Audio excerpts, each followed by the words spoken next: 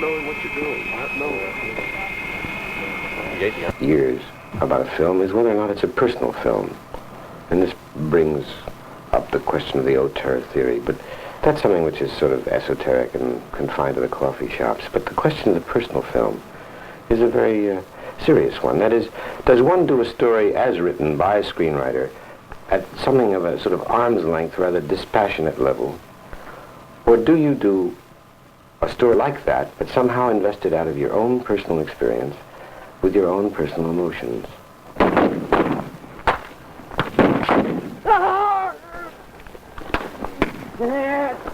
Scramble up, Jim, scramble up! Get that blanket over you! Get it over you! Get your ass down and get the blanket over you! Sit up and get the blanket over you! Sit up!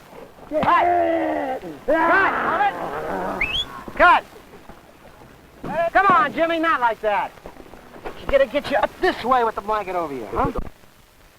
All right, let's go again. John, come on. This is an easy gag. Let's get it. A Little Big Man differs from the ordinary Hollywood picture about the West, or in a historical picture, not at all, in the sense that they're both massive lies. The only thing I guess about our picture is that we admit that we're really lying. We set a completely apocryphal premise, and I suppose we then manage to adhere to it sincerely. One can tell a tale of a certain kind of historical verisimilitude with the exterior details in place and the internal truth absolutely absent. And I think that's been largely true of the American history, particularly as it relates to the Indians.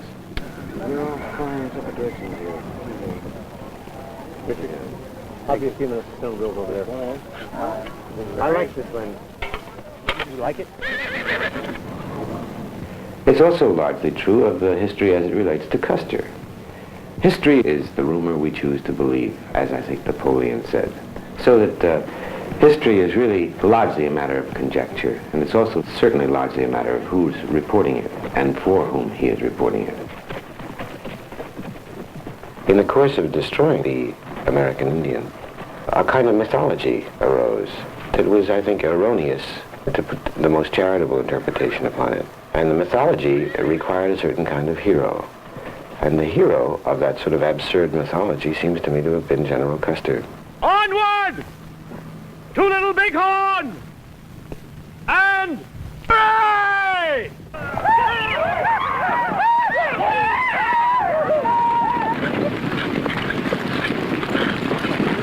Forward the gallant seven!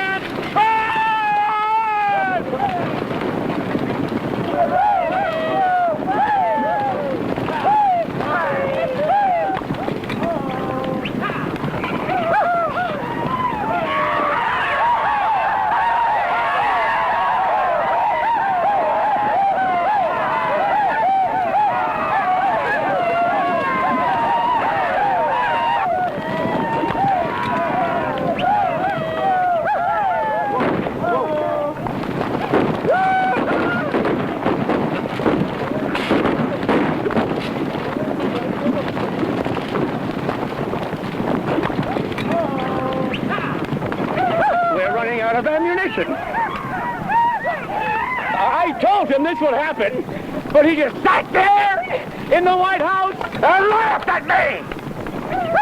That damn drunkard!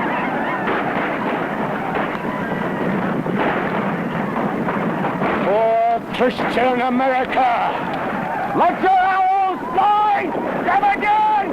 I am on board! Good! All right, cut. You. All right, now insert, please. Oh, now, is it better to do the close-up again from here? Yeah. All right, let's do that. We gotta get final apple boxes here, and It's very difficult to explain how a man like Custer could, in a military operation against the Indians, where he had ample intelligence from his Crow Scouts about the quantity of Indians confronting him, march his men into a trap and be annihilated in a matter of minutes. Mr. President, honored members of the Senate, taking the Plains Indian as we find him, is where I think you can begin to open that out until Rusty shatters that. And then very specifically, Mr. President, you're drunk.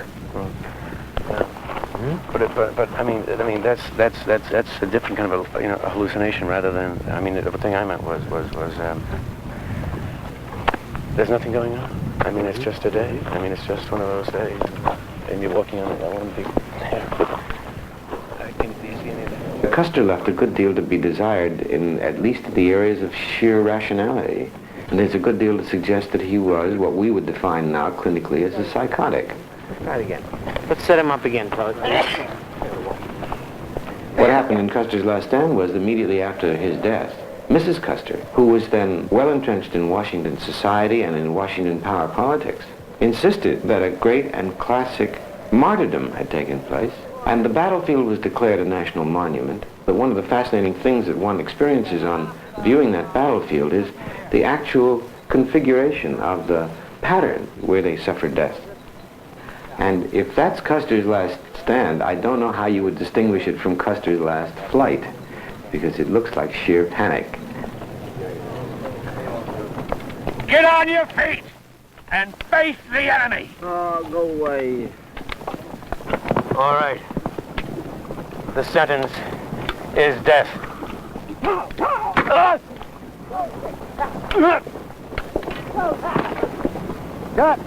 One thing which I didn't make clear when I was telling you the story of the film is that it's told from the point of view of a man who's 121 years old. And we had to make Dustin up to be a 121-year-old man.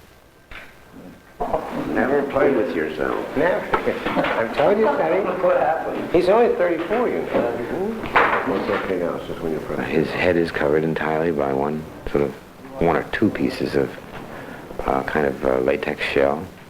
His hands are done. His fingernails are completely done. Which one is it? He's in battle. Little Bighorn was it? Oh, I want to ask you about that. The word is there. A. Yeah, it was a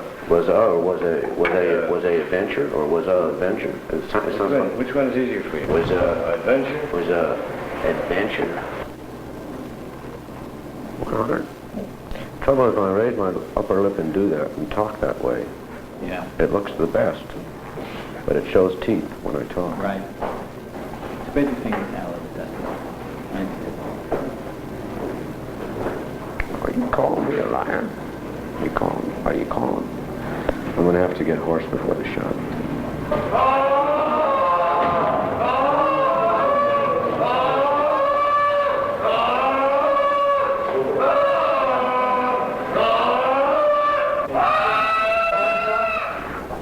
I am without doubt.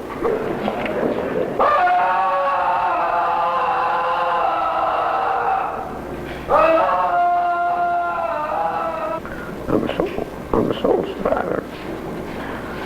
Little Bighorn.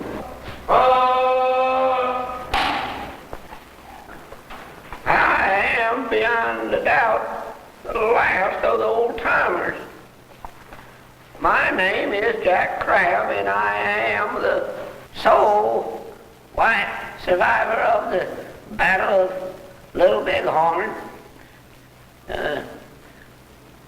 Popularly noted as Custer's last stand.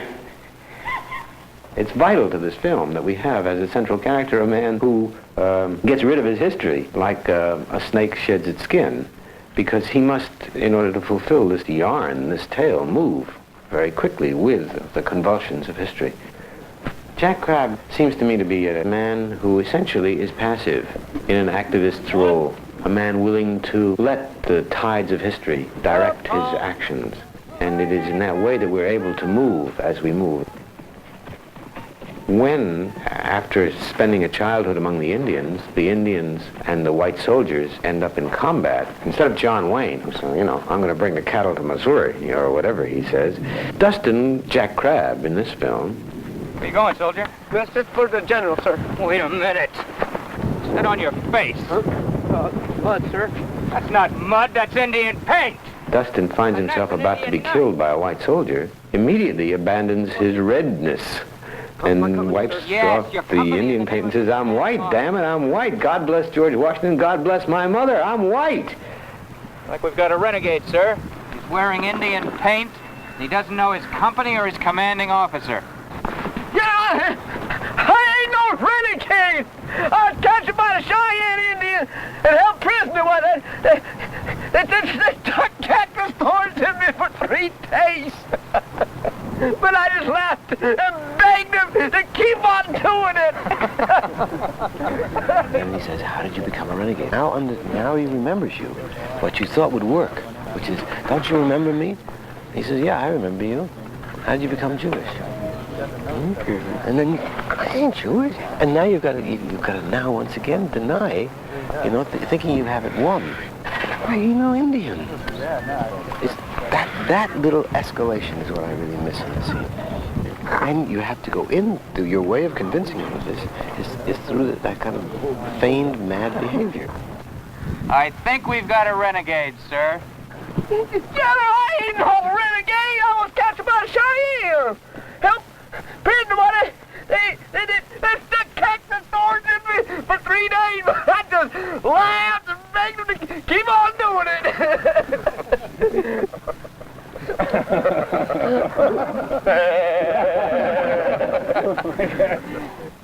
See, that was a very difficult scene because it was done backward.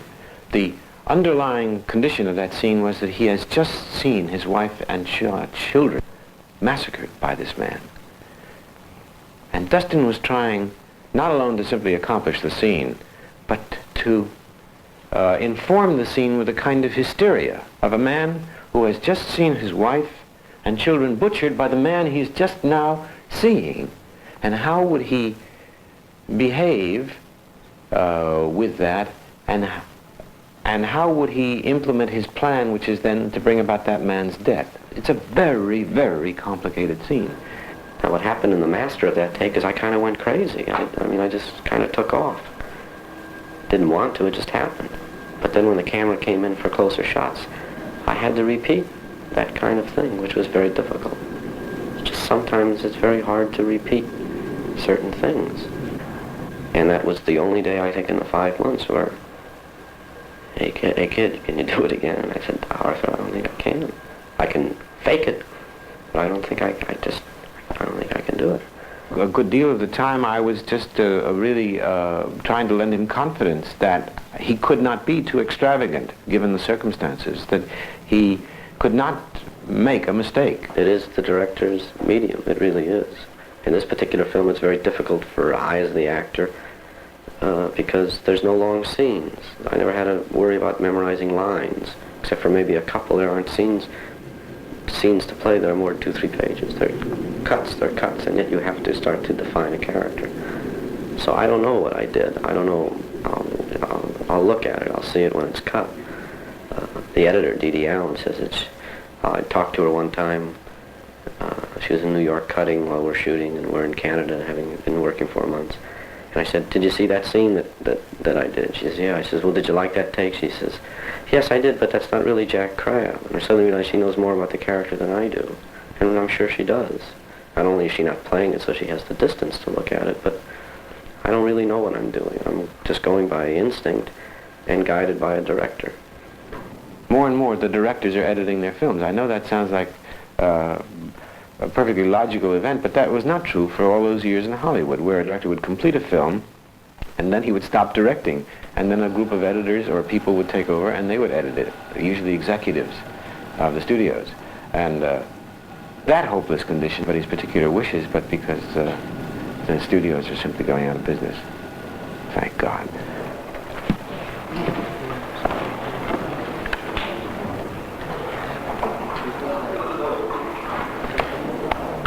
Well, half an hour.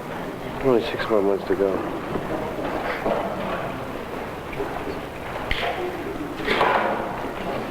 This is really an impossible room. I must say. It really is impossible. Anyone who walks the least little footstep,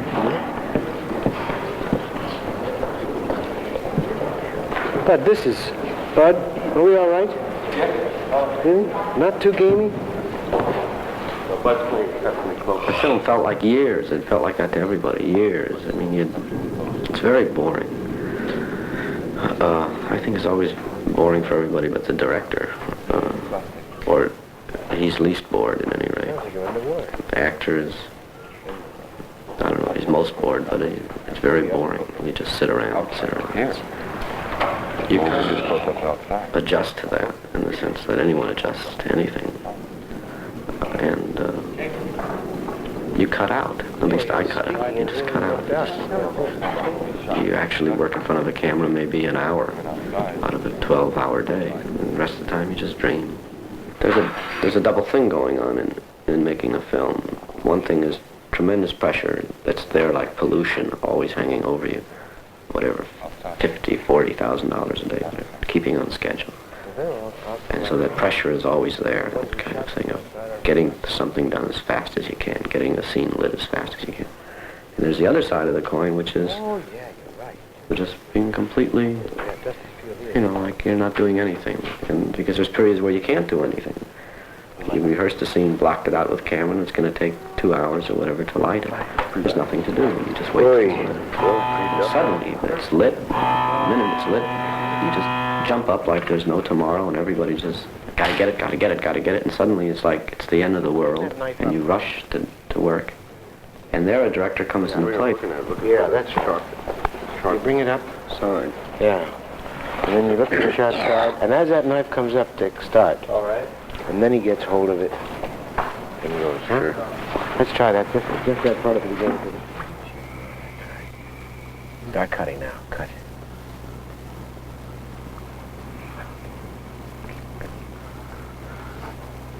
Don't rock so much.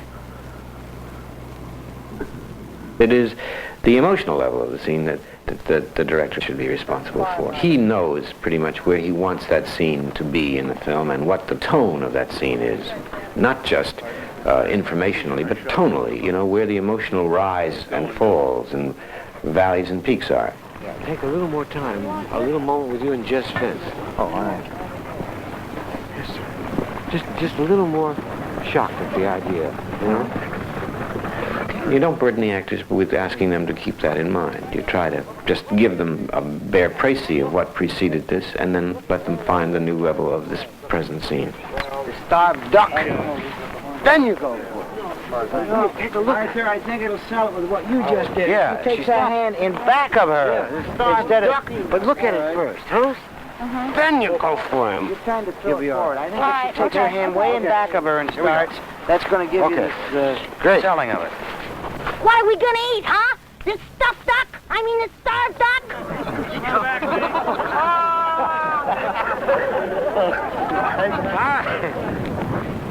Come across, Robert. Come across, Dusty. That's right. I'm a very important man. More important than you. I have a wife and 4 horses.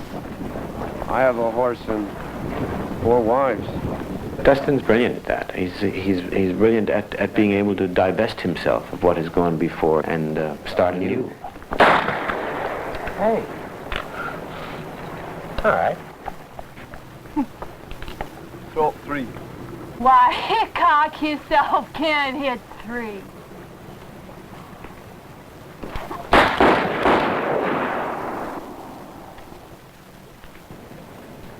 About the question of fighting and dying and violence in films. Go. That's not what the film is largely concerned with. Actually, it's concerned with sort of one man's quest. And there are long and quite complete passages that have very little to do with violence at all. And in fact, I don't know whether it is in response to all of that sort of mishigas about violence in Bonnie and Clyde, or the whole sort of chic business about violence in film, but I found myself in this film doing quite an unviolent film. That is, I didn't, how should I say, even accurately report the vividness of the battlefield. I wanted it really to be a film about how these things took place. All right. Indian! Background! Cavalry! Stop! Here it comes. Stop! Come on! Stevie, go! Dad, go! Yo! Steve! Pick her up! Come on, through with the kid, Polly. Come on, Polly! Polly, come on around here! Follow! Horseback was in there. Come on, right to your left. Go with them. Clear out! Hey, go! Go! girl. Fire, again. Fire, now you got her good. Smile and take off, buddy. When Custer marched in at the Washita, it was a matter of minutes before the massacre had been accomplished. The Indians butchered, their ponies slaughtered. The so-called battle was anything but a battle. Yeah, that tent will be burning, huh? Sir? Search around. We'll see the bodies on the ground, 2 sisters. Huh? All right, sir. Come back over to the burning tent where the guys just come out now, and that'll be the sister on fire. That's She'll- No, that's Emily. All right. And she moves over to the ground where that man is now lying near that brush pile. All right, sir. And that's the end of the shot. And come out with her. Yeah. All right, Wait sir. a second. All right, background action. All right. Light him up, Hal. Light him up. Light him up. Come on through. Come on through. Come on through. Now. There's a relatively minimal amount of interior butchery, although in point of fact that's what it purely was. Cut! I know the tricks and I know the ways of doing it. Get it more, get it more, get it more, get it more. Get more down in here, will you? There you go. Okay. Light her back, please. All right, she's lit, she's lit. Okay, here you go. Turn around. Turn around. Whoa! I just didn't want this film to be devoted to that level of one-to-one bestiality. What I was trying to be concerned with here was not a genuine reenactment of Custer's last stand or even the Washita massacre. I believe that at this moment, we're all of us saturated in blood. We tried really to view this from a distance. And don't zoom. Yeah, but is this too tight for any one of your actions? For tightness? Let me just see. Essentially, yes. For maximum. Yeah. And Harlow can tell me when you see something I can close down a little bit or... I'd say that's your maximum tight. What is it about? 200. Uh-huh. Well, let me see like a 150, just a... Yeah, that's even better, I think. Get ahead of them, Ralph, please, and let them come into your shot. Harlow, come back a little ways and show some of this desolation. Let them ride into it, please. Ahead of your cavalry. Ahead of your cavalry. Get out ahead of your cavalry and set for them and let them fill in. Keep them coming to the camera right now. Drive them camera right, Mike. What we were trying to do here was really say, how do we look at our past? I guess I was so staggered by the Sangmi massacre, and although why I should be, anybody who's grown up in my years, it's absurd to be staggered by any amount of cruelty from one group to another. But I was staggered by it, and if we are basing our present life on what we have learned from our own history, then one of the very first things we must do is reinterpret and understand that history in a different light. Because if this is the way this country was formed, then again we're doing the same things. And if we don't learn from history, we're condemned to repeat it, as was said by a wise gentleman.